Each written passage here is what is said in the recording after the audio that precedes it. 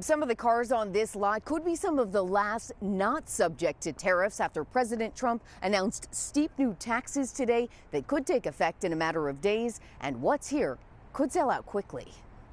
Curious customers climbing into cars and scanning showrooms now have an expedited deadline to drive off the lot. People are calling us to see if we have inventory and making their decisions faster. The phone started ringing a bit more frequently at McGrath Lexus after President Trump abruptly announced his administration will impose a 25% tariff on all imported cars, trucks, and SUVs effective April 3rd. We started off with a 2.5% base, which is what we were at, and we go to 25%. Political scientists and economists say this will mean a serious, immediate price hike. So the economists say it's going to increase prices of vehicles by about $6,000 or between $5,000 and $10,000 per vehicle.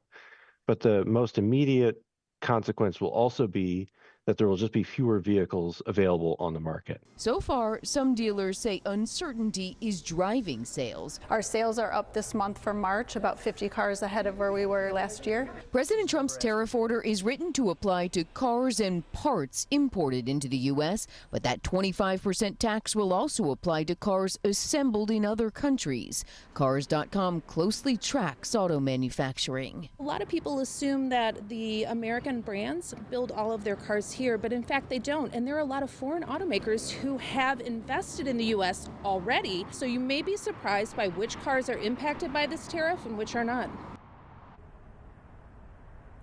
Now, according to Edmunds, roughly half of the cars sold in the U.S. last year were all imported. President Trump says his goal with these tariffs is to increase American manufacturing, but it's not clear how quickly a global industry like that can change.